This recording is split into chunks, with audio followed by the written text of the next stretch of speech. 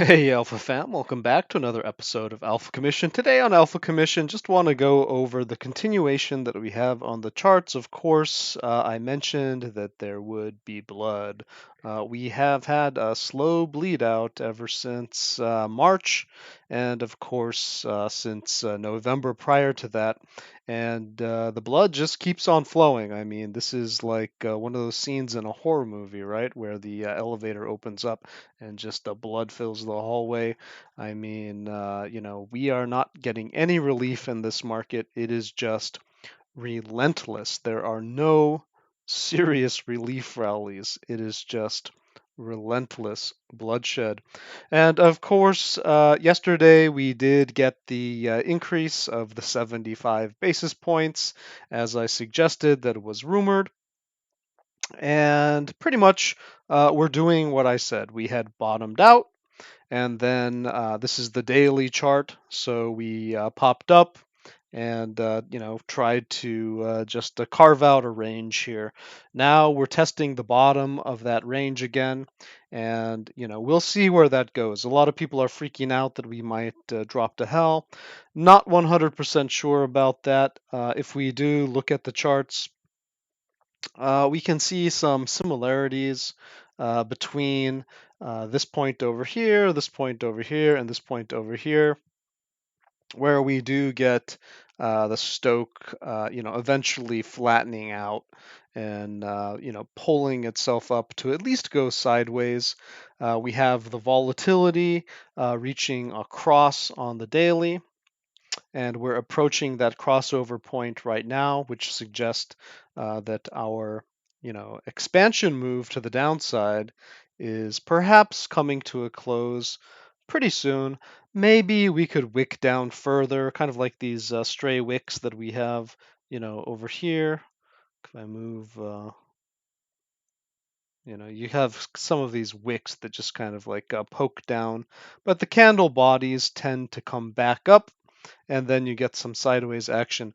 That's what I would expect to happen, except we do have some wild cards. And the wild cards are basically that, Jerome Powell, it's been said of Jerome Powell that he should just come out and, hold up a piece of paper that has the interest rate that he's going to raise, written on it, and then he should leave the stage. Why? Because every time this man opens his mouth, he just screws it up. And, he just went blah, blah, blah about the possibility of recession and blah, blah, blah about the possibility of losing jobs. And then he kept a lot of wiggle room open for raising rates, even higher in the future, which he said all of this in a very roundabout way, kind of like that government double talk. And the Fed isn't even supposed to be the government, so they have a close relationship, but it's not like he's an elected official or anything. And so basically he spooked the market a bit too much. The market would have been very happy just to have received 75 basis points without all the scary talk. And this man needs to get rid of his question and answer, session at every meeting, and perhaps he should just replace it with, his secretary releasing, some statements or something that have been edited by a PR department because the man just spooks the markets, okay? So, aside from that, we also have, of course, Europe is increasing interest rates and inflation is higher than expected. So, we also have a lot of information coming in about the housing sector. Potentially, well, it is cooling down, but then also the banks associated with it are laying off workers. So this really does suggest that we are going to be seeing that tightening in all markets and that housing will not be spared. And, the recession concerns are just escalating. So if we just quickly take a look at what's going on in the charts today with, let's say, the Nasdaq here, we can see that we're breaking out of these ranges to the downside, and that's because well, first of all, we can get these wicks. You see what I'm saying? We can put in like a kind of rounded bottom, and then perhaps we'll try to fill in some of these CME gaps that we have on the chart. Um, it might not be today. It might be next, into early next week. But probably we're going to pop up and fill, this gap and some of these other gaps on the charts um, as they perhaps curl around and recover support down here. Every chart basically looks the same. We did see the QQQ filling in a gap right here, but you can see every chart has, at least one gap above it. Um, and this was my prediction this morning. I was talking in the group about which direction the market would go, and it was pretty clear that we were going to dump. And surely enough, we did. We just took a hard dump to the downside, and we even broke out of the range, which is what we didn't know would happen or not. But we broke out of the range, and so now, we're basically entering these pretty dangerous territories. And these aren't really places that we want to be. If we do just get a crazy recession, right? It can take 11, 12 months, typically, that's what a recession takes. And if we do just have a mild recession, then perhaps the most optimistic view would be perhaps April or May at the very earliest before we could do a full recovery. And this would be a dramatic recovery. I mean, it would be quite a good recovery, right? But, of course, this can get extended by half a year or even up to a year more if we have just a really bad market conditions that end up just dragging this period on, where maybe we get some type of relief rally off of a bounce, and then we continue on our way, but we just don't make it yet. It just drags on. We get more bad news after bad news after bad news. And, the reason why I'm providing this timeline is some of you may not have a concept in your mind, like how long can this go on for? And so I want to give you just the most optimistic of the bearish outcomes. So the bearish outcome would include a recession, right? And so if we have just a mild recession, this is probably the best case, where perhaps we bottom out sometime by September or October, depending how fast we fall down. And you can see markets can fall pretty fast, but they can also, create some kind of a ledge, go sideways for a while, and then, complete the rest of their falls. Even in corrections, but also in with the recessions, like we may just have some type of a sideways bounce for a while if we find some support in this area, perhaps at 3,500 or something like that. We could have some sideways bounce and then continue a little bit later, right? But if we just continue on this relentless, bloody path downwards, then probably we would get to a maximum bottom somewhere around, 3,000 to 2,000 on the S&P 500 if it's a really, if it's a really cutting recession, right? Not necessarily a terrible recession, but if it's really cutting, then perhaps we could get as low as that, which would be, approximately the 200 EMA on the monthly chart, right? So if we go to the weekly, you can see we're already at the 200, which would make sense for this to be kind of a bouncy area. We have the 200 moving average, the 200 MA, not the EMA. We're at the EMA, but we have the 200 MA right below us at 3,500. And then we have the 300 EMA over here at 3,300. And of course, we could wick down even further to 3,000. And in just a very bad situation, we could get like 2,500. We could just terrify the market, okay? Like that is possible, and lose more than even the pre-COVID era. Hopefully that doesn't happen, But I just want you to be aware of what the risks are on the market right now, which would be another 24% down, perhaps on the S&P 500. Unless we get some good news. It's just very hard to see where good news is coming from these days. If you're not aware, we also see China has recently just changed its laws this week to allow the Chinese military to do invasions like Russia does, right? Like Russia's invasion of Ukraine. And what does that mean? It means that China's preparing to invade Taiwan. We shouldn't like beat around the bush about this. China wants to use the Russian model of invading Ukraine as as a strategy for invading Taiwan, and they're really looking at how the world reacts to that situation to see what can they get away with.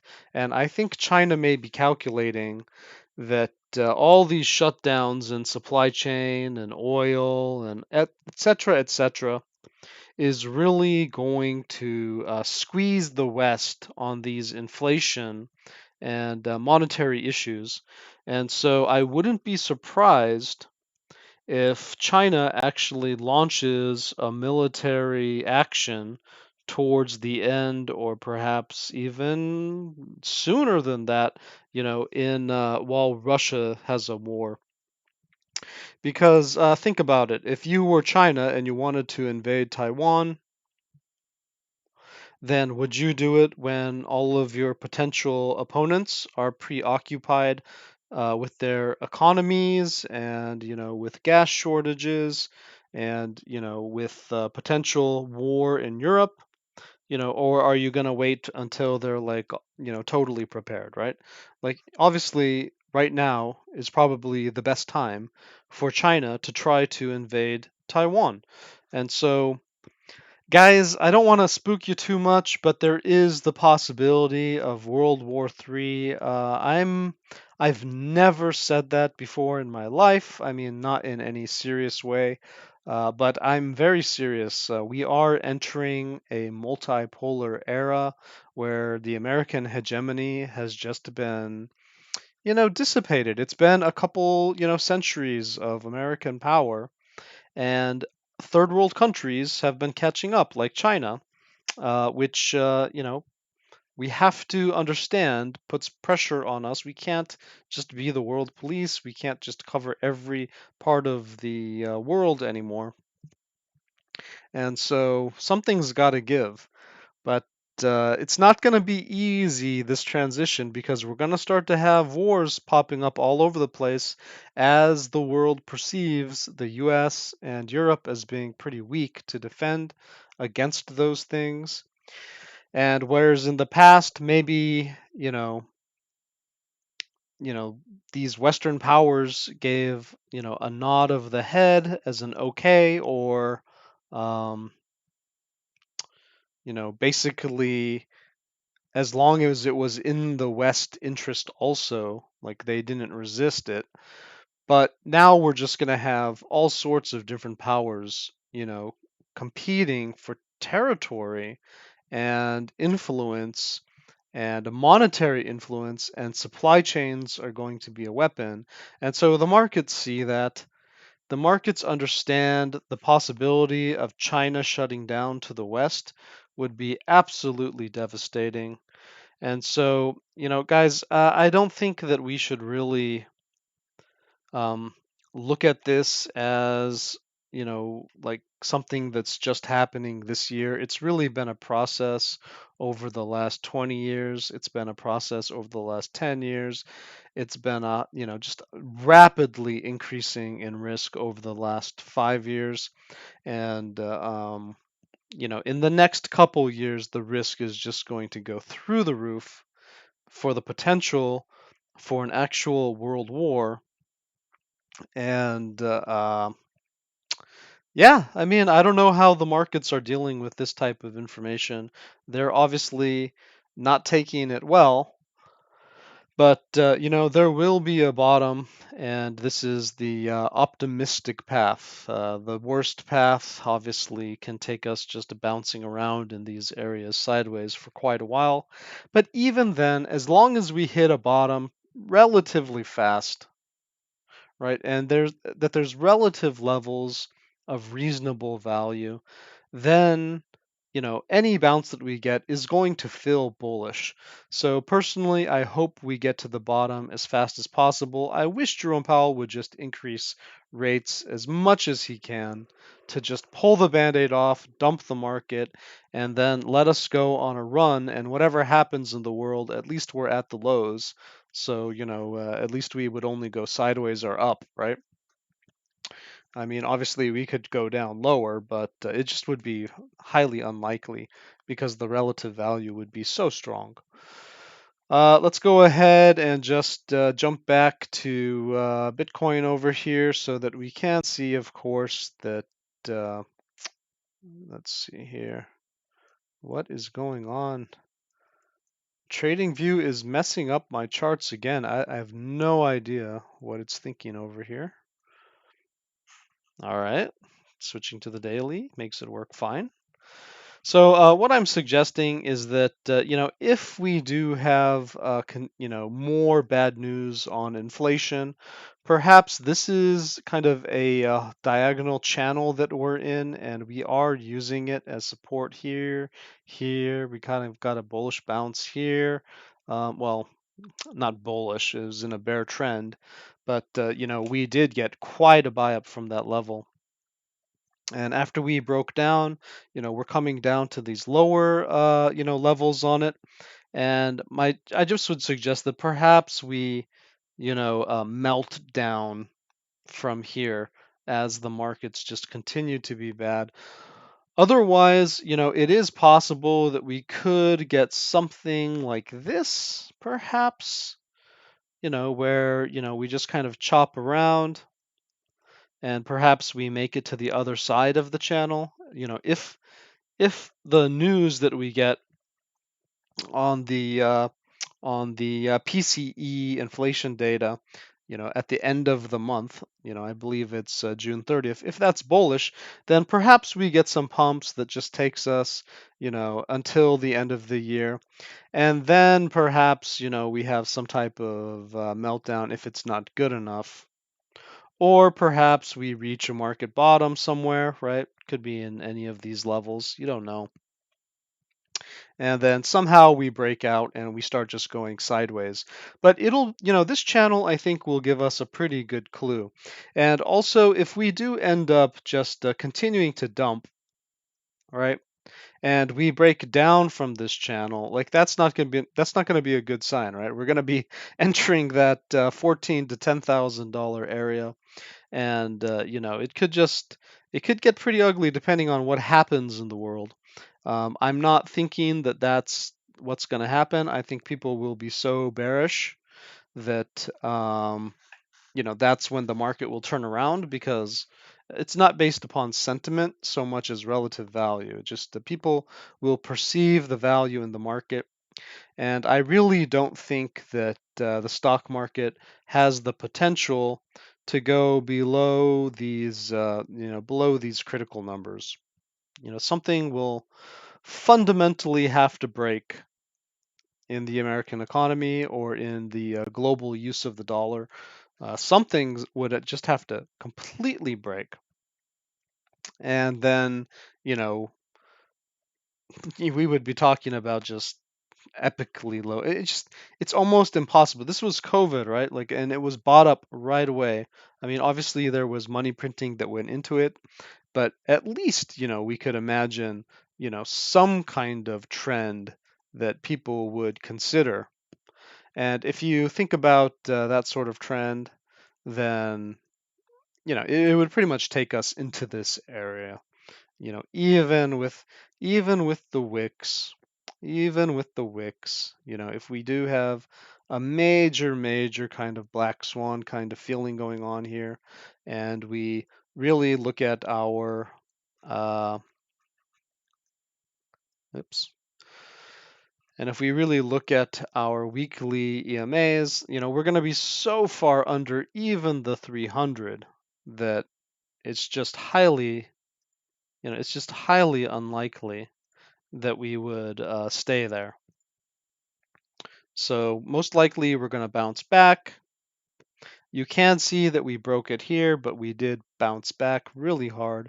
You can see that we did break it here, but we always bounced back. This was kind of crazy. And so this is, this 2008 situation is actually where I'm pulling that fractal from. It might be this one or anyway, there's a fractal that I showed you. I believe it was from this one, right?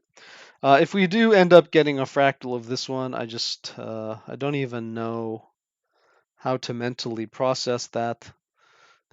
you know, it would be just so chaotic.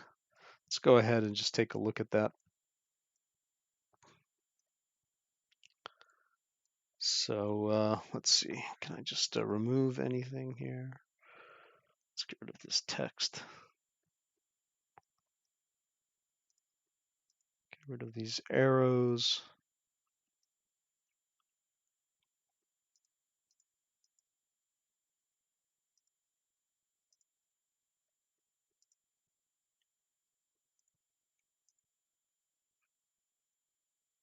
All right. Well, there we go. You can see that a little bit better.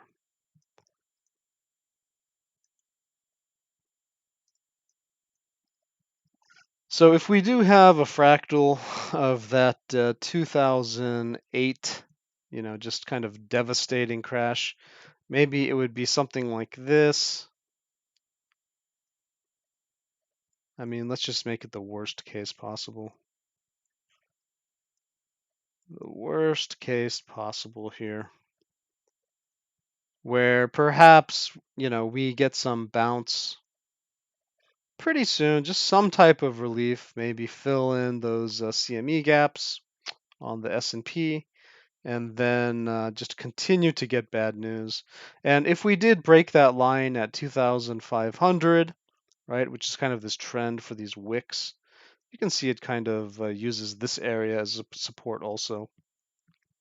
If we did break that, then perhaps we enter these just absolutely insane levels, but it would bring us back to like 2013 in terms of valuation of the market. And that just doesn't really make sense. There is good support there, obviously I have it marked out for a reason, but I think it's just way, way, way, way, way too early for people to be thinking about that kind of, super scary drop, even though, we could think it's possible. You can see this kind of double drop. And then when we look at this one, man, this chart is slow. There was also a pretty big double drop here. And this also had a double drop, right? That was the 1920s, right? And that doesn't look so bad compared to our current one.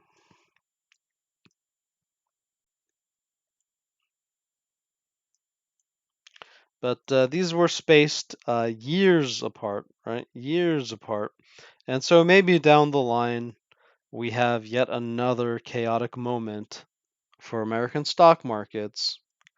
But at the very least, okay, so I took it from the 2000. It wasn't 2008, it was from the 2000 the tech bubble burst, right?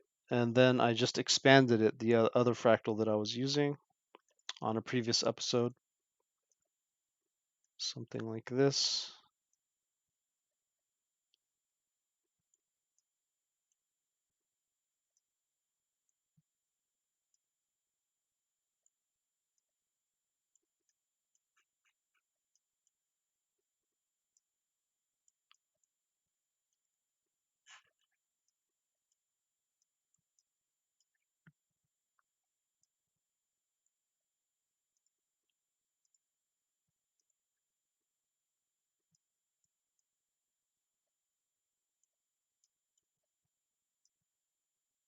Where you can see we've got kind of a similar pattern. It's not perfectly, there, but we've got kind of a similar pattern where you have this top, It kind of chops along, it turns around, you get some kind of pull up, you get a pump, and then you continue to drop, right? So there's a peak up here. And just lining up the general trajectory and the peaks or the bottoms of this fractal, you can kind of see that it would suggest that the market likes to correct this way in a bubble. And so look, hey, that's I didn't even measure it out with this fractal in mind, but just putting the fractal over this price action, it actually hits these levels almost precisely, which is kind of spooky to be honest. It's a little bit spooky, but it is interesting that it hits all of the levels quite well. And so I don't know, are we going to have some kind of just a devastating, insane, once in a lifetime kind of crash that breaks this level and goes and sets us back, 10 years? Or are we going to have just a recession like this and then perhaps a backfill later on, a couple years later, right? Well, I just want to leave both possibilities out there. And of course, these are distortions of the actual price movement. So this may make no sense whatsoever. Perhaps it's only something like, let's move this one aside. This one really seems to fit. This one, not so much. But if we were to just kind of jury rig it in place there, lining up. Let's line up this peak and kind of this bottom here. There you go. I mean, it would line up pretty well with the price action that we're doing. So, you can see it's possible to make these things scarier than they are. Maybe we have a vertical drop. Maybe we have kind of a chop, right? So it chops down, or maybe there's a vertical drop, something that just terrifies the market. I don't know if this trend means anything, probably not. But just moving this a little bit can change that wick quite a bit because of how dramatic it is. That's why you shouldn't trade off fractals, by the way. I'm not suggesting you trade off of this. I'm just trying to give you a perspective of how the market moves. Like these types of movements are realistic. We don't have to just think one way. Like we can use a couple different fractals just to get an idea of how the market could move, right? And that can just prepare you for what could possibly come up. Of course, the intensity of it, we just won't know until we're in the month that, just drives us down to the bottom level. And we'll only know it's the bottom at the bottom. We'll never be able to guess it precisely. You just can't know. You will not know. However, again, if the Bitcoin chart can kind of give us a clue based on how money is thinking about it, because uh, if we do consider the price action that Bitcoin is putting on the chart, basically, we can take the fib, right? We can take the fib.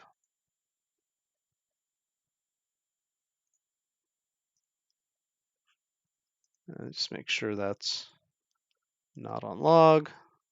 Just want to give you a realistic look at this. That is such a weird distortion.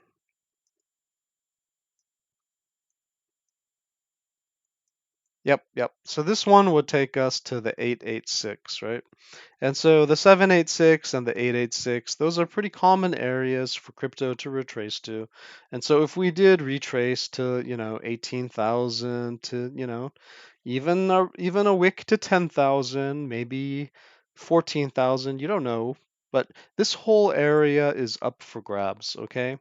And then if we broke down further than that, it would almost be impossible, because it would just be like everyone who bought, back here in since 2017, they would just see that as the same value that they had bought back then, and just they would understand the potential of this token.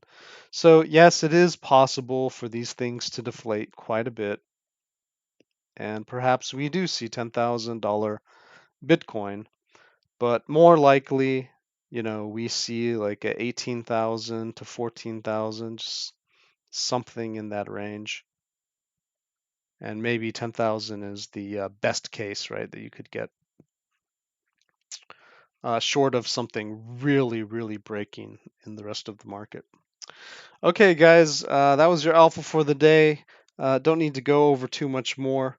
I guess, we're probably just going to chop around for a while. You can see that Bitcoin is pulling itself up, like I was suggesting, that maybe it does find some type of local bottom here, and perhaps it just chops around, using, let's see, go back to the daily.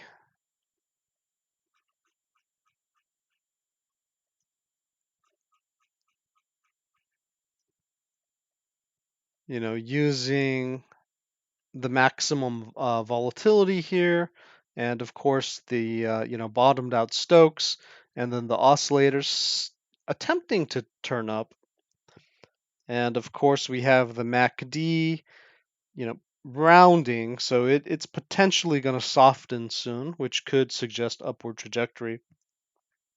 And while the RSI does seem to have a rejection right now, that was very common to get that rejection in both of these moves. Got it right here, got it right here, got it right here, just a rejection to the downside before it ultimately just turned around. You can see the other oscillator is pointing up, and then we'll come back to our EMA, because we always have to come back to that EMA, and perhaps there could be some small bump to the upside even. So let's just take a look for that. Let's go to the 15-minute, just see how it's playing out. Yeah, there is some type of a curvature being put in.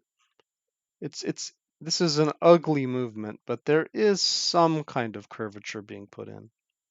And that's a pretty good sign, right? Because you could suggest that it might, just continue to curve up a bit if it doesn't just dump to hell. But I'm thinking it's probably going to continue to go sideways, because again, that